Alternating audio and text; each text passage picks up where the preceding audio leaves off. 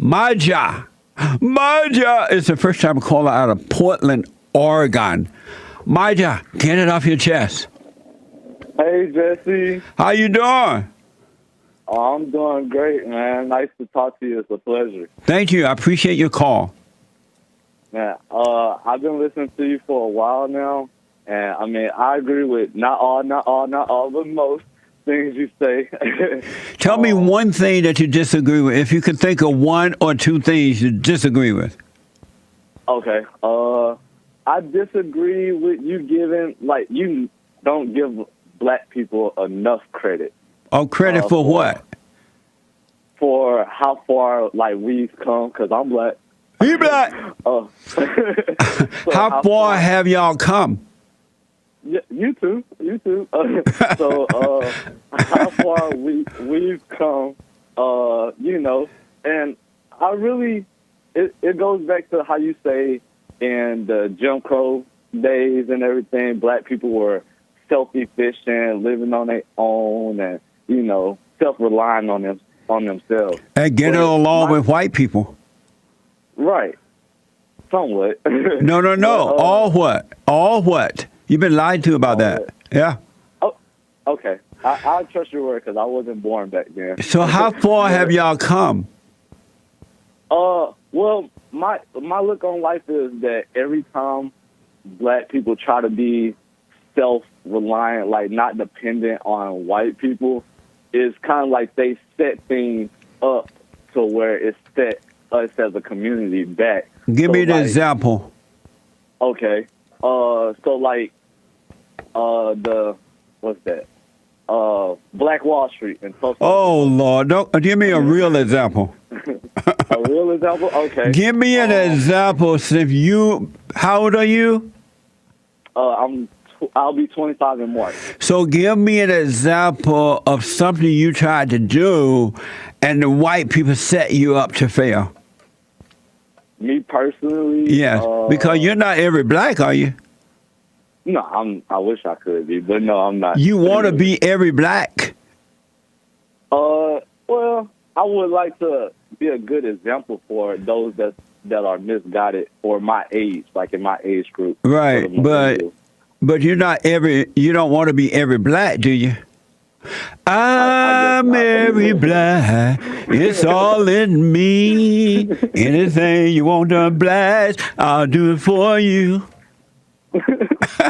I'm every black, I'm every black, I'm every black, it's all in me. Okay. So tell me something you've done since being on Earth, and the white people stop you from doing it. Okay. I haven't had any experience with that. So then, what are you talking about then? I'm talking about the books and the history about the history that transpired. What books and what history? Well, how did that affect your life personally? Okay, it affected my life because it kind of set my parents back for the most part. How did it set your parents back? It set my parents. Okay, I agree with you on the illegal aliens and everything because really, like, they lower the jobs and they lower the value of jobs. Yeah. And everything. Yeah. So it's like people say, oh, well, nobody wants to go pick strawberries in a field for 25 cents. Like, yeah, they right, but that job won't be paying 25 cents if it was an illegal aliens. They'll pay like 10, 15 bucks an hour because Thank you. Supply and demand. Thank you. So how did the history books hold your parents back, and what does that have to do with white people? Well, the government allow it. Well, back in the days, it was a majority white people leading the country. What? So what now? Back in the days, it was like majority white people leading the country. Leaving? And leading. Oh, leading, like, okay. Yeah, controlling the country. So they basically allow it. Like how you say, like, white people need to take control and get the country back and everything. Like, they allow illegal immigration and people to come over and get the green cards and mass population and everything. So the white people with the history books held your father and mother back because of illegal aliens coming in. Yeah, kind of. Then why are the black people who are in government wanting the illegal aliens to come in and move in your community and take your jobs? Because they are a part of it. They really don't like. What I can say is like they are blind. They don't see like how. They don't see what I just explained about the illegal immigrants coming over and lowering the value of jobs. Is it possible they see it, but they don't care? They just want power and wealth for themselves and their families? Is it possible that those black people in government are using you people, in the same manner that you say the whites are using you? Right. Is that true? Yes.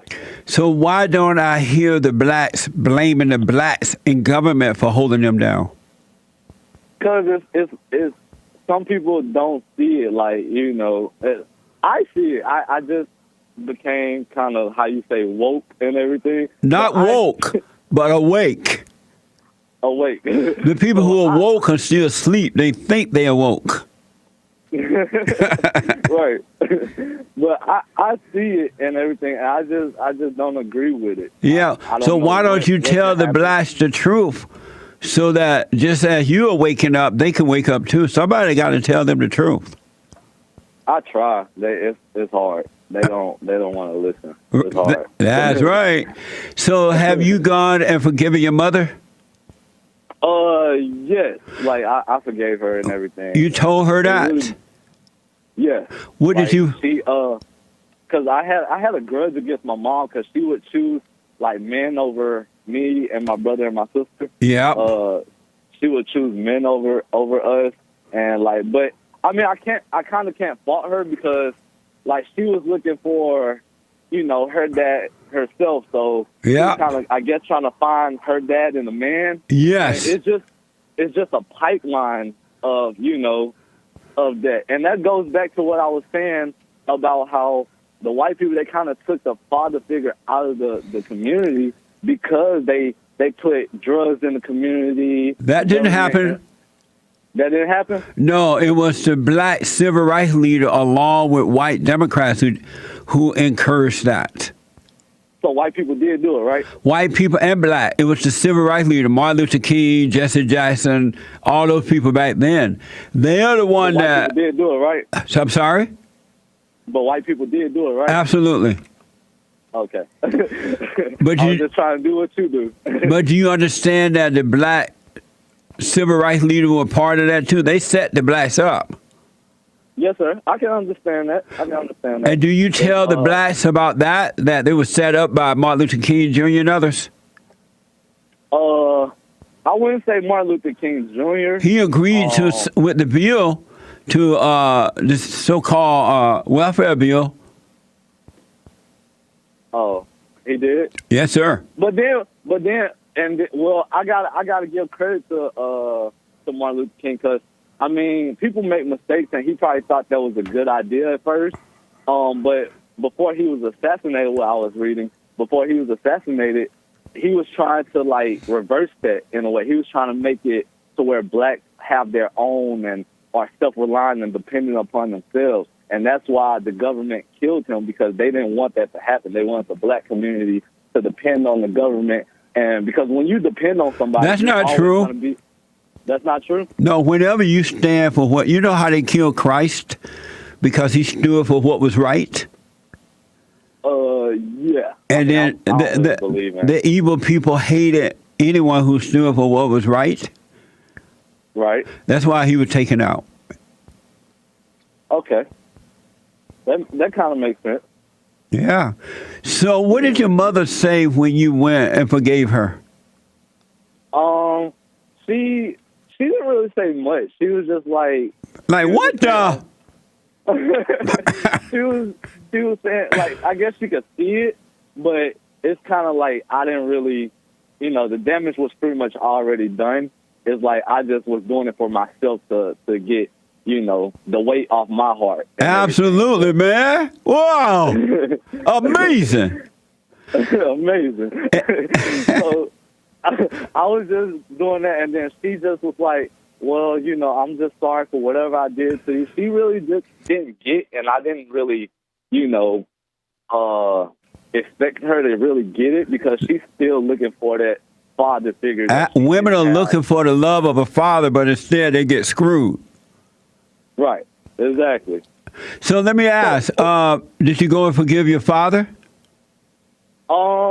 Yeah, like recently he just came here. He just came here because he's disabled and everything. He's kind of like a beta male thing. Beta male! Beta. But Beta male! He just came out here to stay with me and everything, because he has like a gambling addiction kind of. Like, right. He get payday loans and everything, and he want to go to like the casino and the dog track and all that stuff. And he was like in debt, and he came out here, and like I helped him get his finances right, because he lived off Social Security and everything. So I helped him like manage his money. As soon as he was out of debt, he went back to Texas. He was like, "Yeah, I got to go back to Texas, man." I'm like, wow. So, but I don't know. Me and him don't really have a relationship like that. Yeah. Because he just, I don't know. We don't really connect like that. Right, because you weren't raised with him, so you don't have that connection that a father and children would have naturally had he been there from day one. Right. And then he just, I don't know, just certain things about him. He just seems so weak. Like I had asked him, well, my brother had asked him one day, he was like, "Hey, Dad, why didn't you come see us as often and everything? Or you was in the same city as us and you didn't stop by." He was like, "Well, back then I was young and I had to live my life too." And like that kind of threw me off. Like, you have kids and everything. What you mean you have to live your life? Like, that's right. And it just like ever since then it just had a bad taste in my mouth that he just wasn't really like a man, and he never had like a father figure either. Like, right. He's the middle child, and like in the middle, he didn't really know who his dad was, because my grandma was kind of messing with two men. Slut! So she was messing with like two men. Slut! And he just didn't really know who his dad was. He had the last name of one guy, but he really looked like the other guy. Wow. So, right. And it was just kind of like that. He never really had that. He was like the outsider or the black sheep of the family. Amazing. And, yeah. So you got to forgive him so that your life would be much better. He couldn't help himself. I forgive him, like silently, like, you say the silent prayer. Like, I forgive him and everything. It's just like, I just don't really deal with him. Like, we don't have nothing to relate on. And like, he's a bad example. And that's why I want to ask you too. Like, if you say you have to go through the father and everything, but like, what if you have a bad example as a father figure? Like, who do you go to? You forgive your father, your earthly father, just as you forgave your mother. She couldn't help it. She was just like her mother, yearning for the father. Likewise, your earthly father, just like his mother, yearning for a father. And so he could not help it. And you need to forgive him. And once you forgive your earthly father, everything will start to change. And God will become your father, and he will guide you from within. He will cause you to mature. He will renew your mind. He will cleanse your body of all that garbage you picked up in that fallen state. He will change everything. But you gotta face your earthly father. You need to Skype with him or FaceTime or call him up and let him know you don't hold that against him, because you realize he couldn't help himself, and your whole world will change, man. You're on your way. You're waking up already. Right. But if you forgive your father, then your Father in heaven will forgive you, and he will draw you into the new world that's inside of you, and you have not seen anything, man. It'll be amazing. Yeah, amazing. Amazing. So you gotta. You can't just forgive him in your heart. You got to face him and tell him. But don't let him live with you anymore if he's a gambler and into all that crap, because he'll destroy you. Oh yeah, exactly. Like he burnt that bridge and everything. Like he could really never ask for money or Right. anything. It's just, Yeah. it's just like He has to I suffer tried to until help he him. wake up. Yeah, he have to suffer and die, like you said. Yeah. Suffer and die. Suffer, suffer and die. So how's your life going? It's going good. Like financially, I'm doing great. I'm living on my own. I've been living on my own since like age 16. Amazing. Pretty much. Alpha male.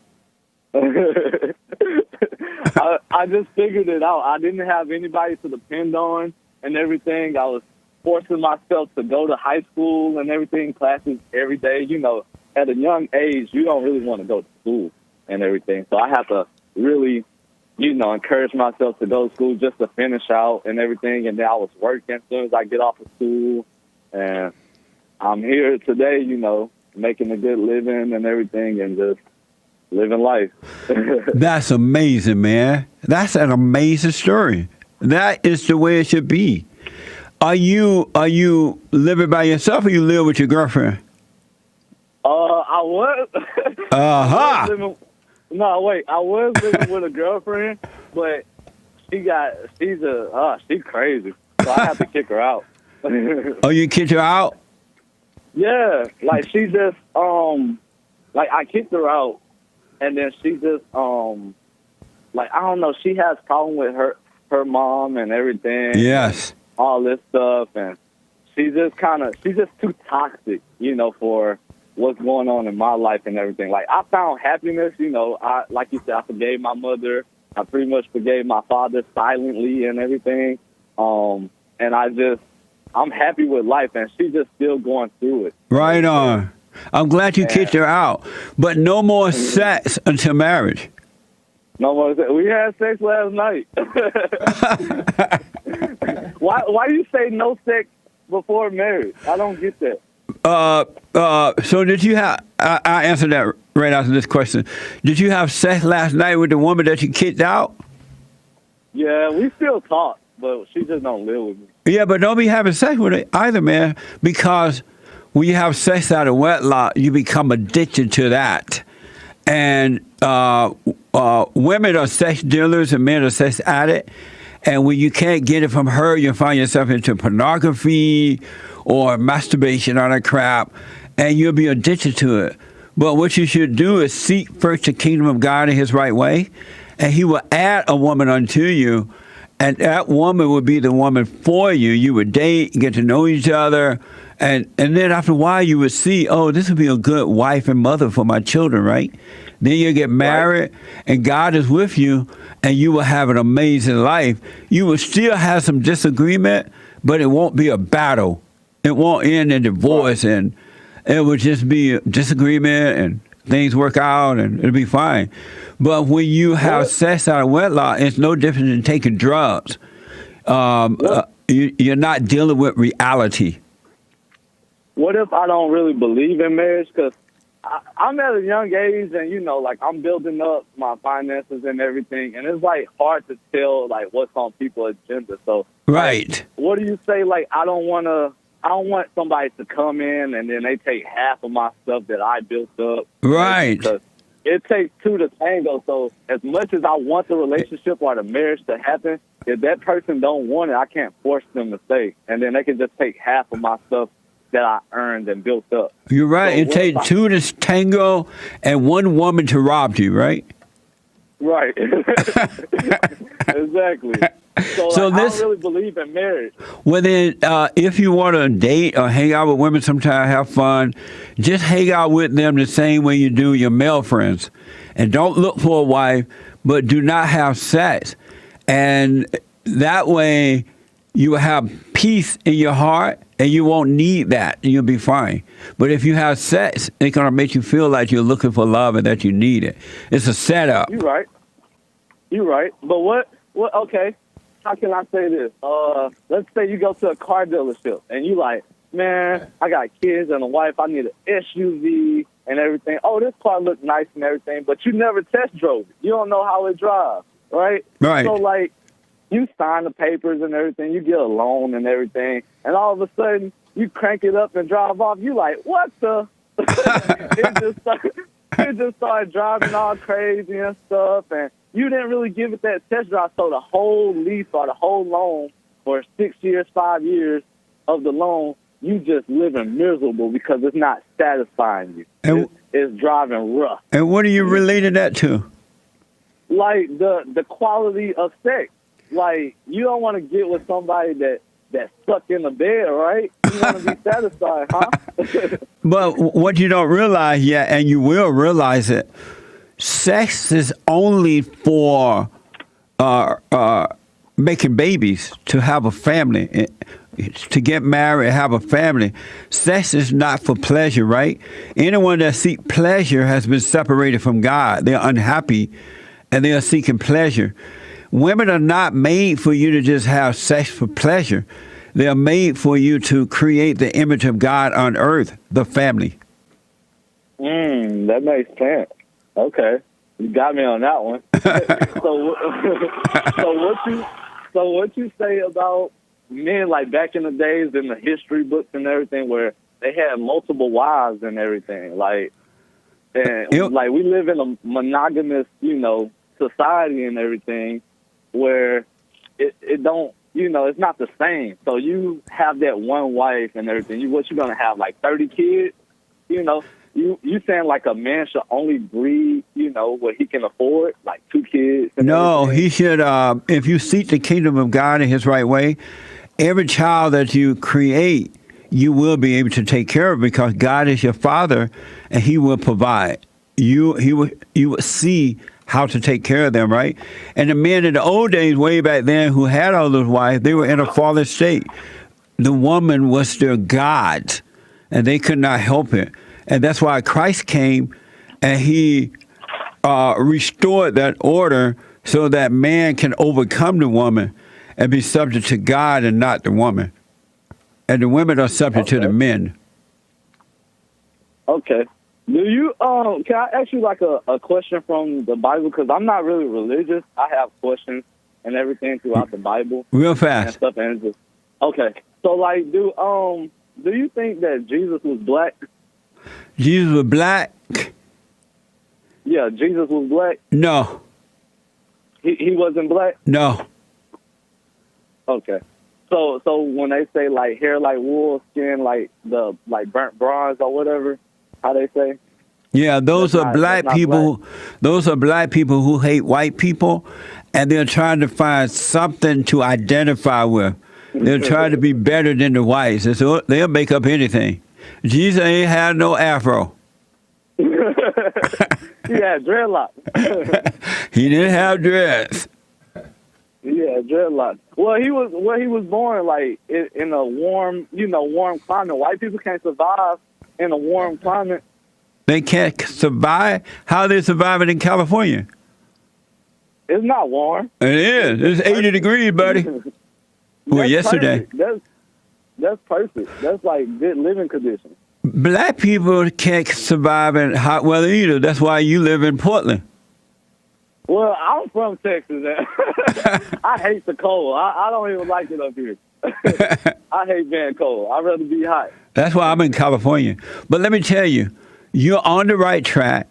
And I just really appreciate the fact that you're questioning things. But don't identify, it'll happen naturally. Don't try to make yourself. But don't identify with anybody or anything of the earth, because if you do, it keeps you from identifying with God. You don't want to identify with anybody or anything. Are you doing my silent prayer video? No, I haven't. I just started watching you like a month ago. How did you find me? I saw the interview with DC Young Fly, and I was like, what the? I'm like, this guy's talking crazy. But then I started listening to more videos, and I was like, I really relate to him. Like, I really have the mindset that you think of, especially like when you talk about the immigrants and everything. Oh, the wall going up. Oh, the wall going up. Well, I want you to do my silent prayer video on YouTube, all right? And I'm telling, how do you pronounce your name? MaJah. MaJah. You're on your way, man. God is drawing you back in. Just drop all the anger, forgive your parents, and he will forgive you. And you have not seen anything. You're on your way, man. You're doing fine. Just be patient.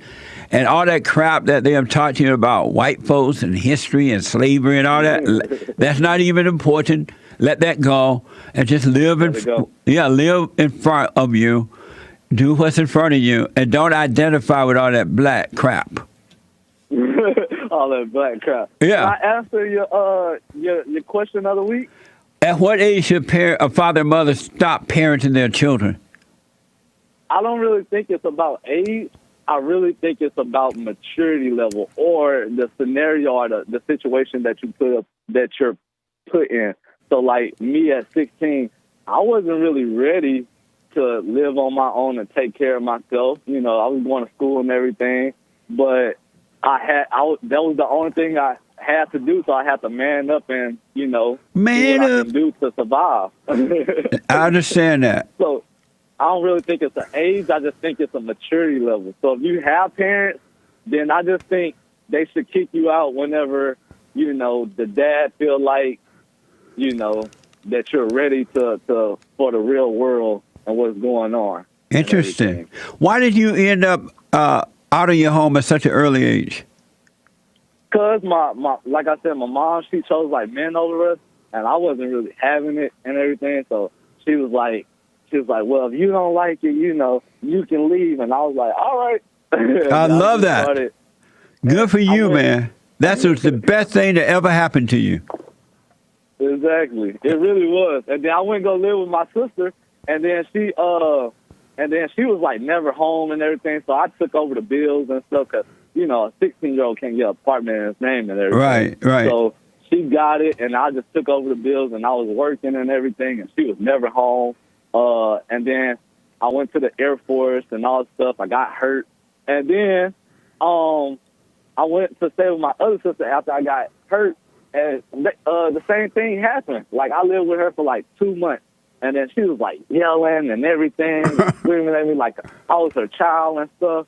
And then I didn't really like it, but I never really told her because, I was kind of like living with her, so it's only so much you can say if you need somebody. So I was like, I'm going to just hold my tongue. And then one day she was like, if you don't like it, you can leave. And I hate when people call my bluff, yes, like challenge me and everything. Yes. So I was like, you know what? I don't know where I'm going to go, but I'm leaving. So I packed up my stuff, and I went to go live in my car.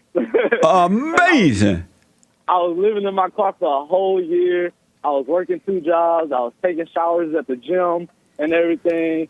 And then that's when it just went from there. You lived in your car for 2 years? For 1 year. Exactly 1 year. Amazing. You know what? I want you to hold on. Do you mind giving Nick your contact information? I want to have you on the falledstate.tv. Perfect. I'll come. Amazing. All right. I want to get your information so that I'll have my producer contact you. I would love to talk to you on the Father State, all right, my TV show. Perfect, man. Thank you, Jesse. You have literally made my day. My day is done. Amazing. Amazing. And you'll get a chance to meet. You ever heard of Joe L? He black. Yeah, he black. And James, the Hake Report, and Nick. You get a chance to meet all the guys. Hey, Joel, it's Arkansas, not Arkansas, man. Bro, it's Arkansas, bro. So hold on, buddy. I'm going to let Nick give Nick your contact information. And my producer will get in contact with you. So the next time we tape some shows, we'll have you on. Perfect, man. Thank you. You're welcome. It's been a joy talking to you. Same here, man. All right, hold on, buddy. Amazing. Isn't that like amazing? That's like put goosebumps on me. That's why, Mama, you got to let them go and stop holding them back.